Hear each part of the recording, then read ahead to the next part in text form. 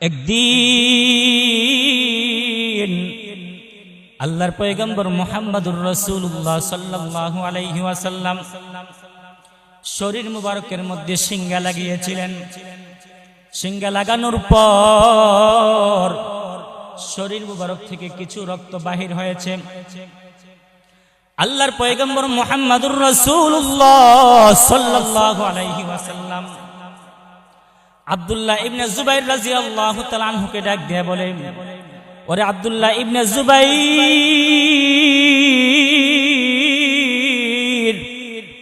তুমি রক্তগুলি হাতের মধ্যে করে নিয়ে যাও, নিয়ে দূরে কোথাও দাফন করে আসো।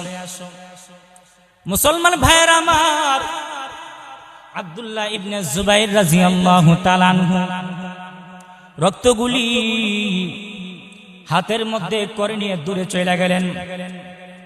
দূরে যাওয়ার পর আব্দুল্লাহ ইবনে জুবাইর রাদিয়াল্লাহু তাআলা আনহু রক্তগুলি দাফন করার পরিবর্তে নিজেই খেয়ে ফেলছে।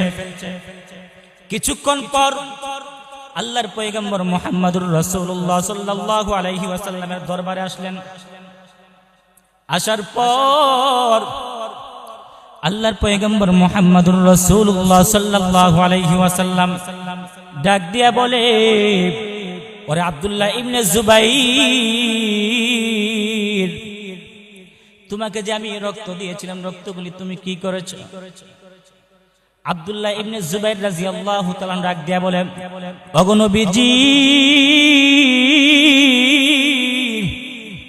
আমি রক্তগুলি দাফন করার পরিবর্তে আমি নিজেই খেয়ে ফেলছি। সুবহানাল্লাহ।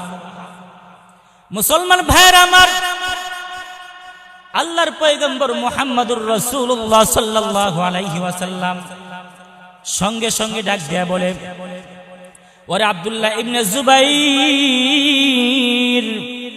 শুনিয়া রাখো, শুনিয়া রাখো, যে দেহের মধ্যে আমি মুহাম্মদের রক্ত প্রবেশ করেছে, ওই দেহের জন্য আল্লাহ পাক রব্বুল আলামিন জাহান্নামের আগুন হারাম করে দিয়েছেন। সুবহানাল্লাহ। আল্লাহর পয়গম্বর মুহাম্মদুর রাসূলুল্লাহ সাল্লাল্লাহু আলাইহি ওয়াসাল্লাম ডাক দেয়া বলেন, লাং তামাসসাকান নার,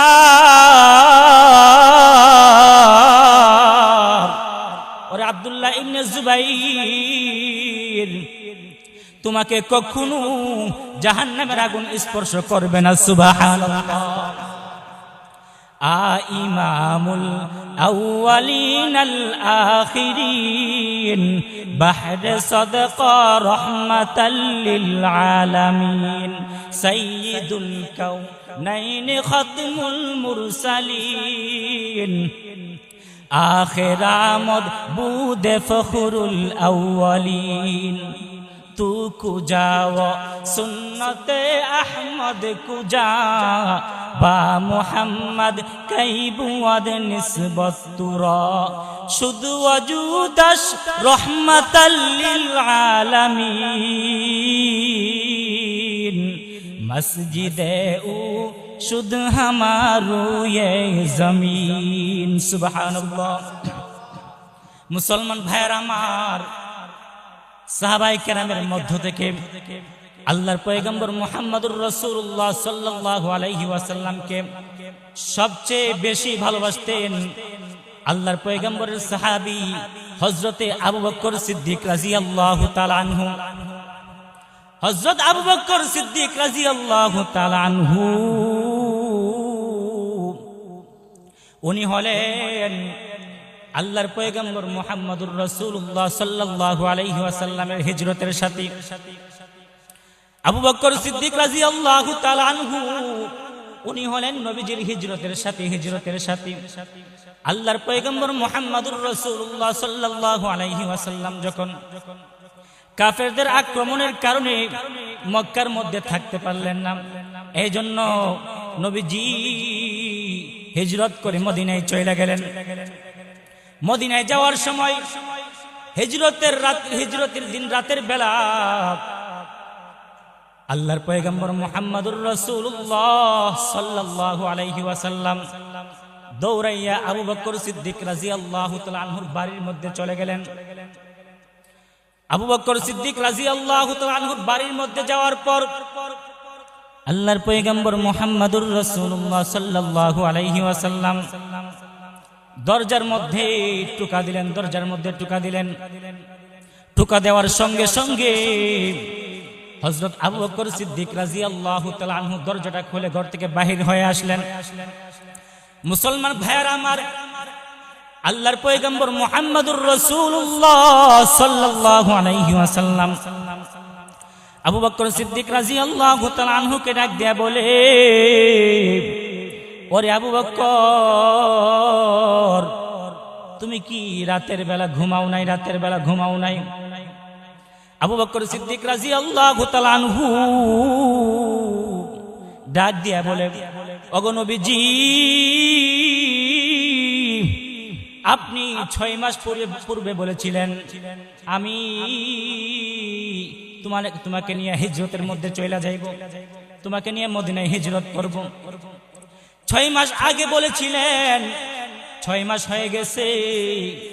ওগো নবীজি, আমি 6 মাসের ভিতরে কোনোদিন রাতের বেলা আমি বিছানার সাথে পিঠ লাগাই নাই। সুবহানাল্লাহ। ওগো নবীজি, আমি প্রতিদিন রাতের বেলা দরজার মধ্যে হেলান দিয়ে দাঁড়ায় থাকতাম। কোন সময় আমার নবীজি আমাকে ডাক দেয়, কোন সময় আমার নবীজি আমাকে ডাক দেয়।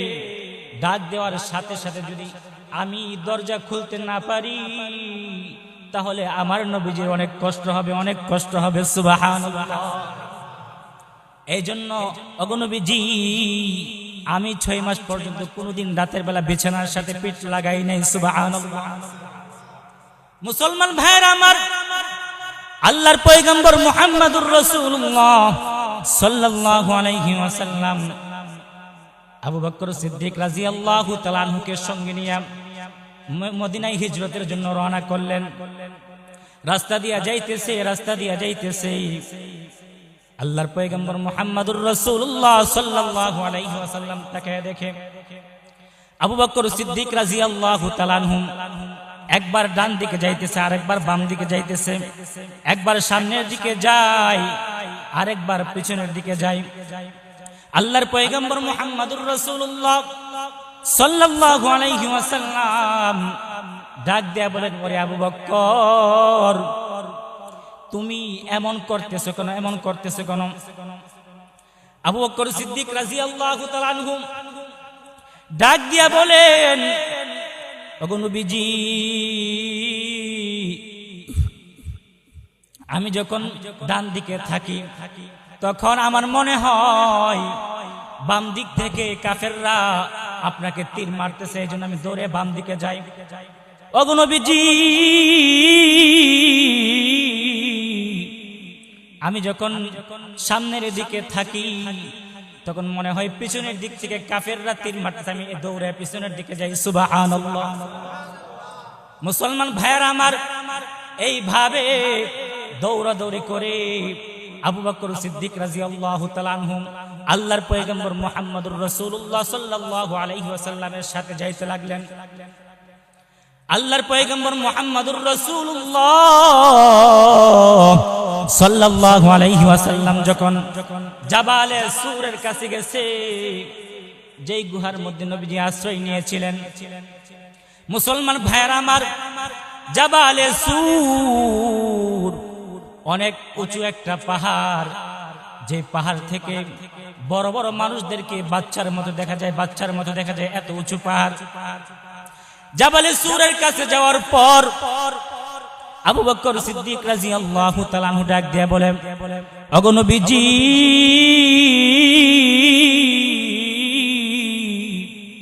এত উঁচু পাহাড়, এত উঁচু পাহাড়, আপনাকে হাইটা উঠতে দিব না, আপনাকে হাইটা উঠতে দিব না। ওগো নবীজি,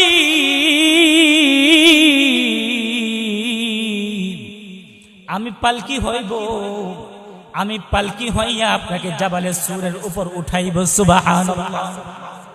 জোরে জোরে বলেন সুবহানাল্লাহ। মুসলমান ভাইরা আমার, আবু বকর সিদ্দিক রাদিয়াল্লাহু তাআলা আনহু আল্লাহর পয়গম্বর মুহাম্মদুর রাসূলুল্লাহ সাল্লাল্লাহু আলাইহি ওয়াসাল্লামকে ডাক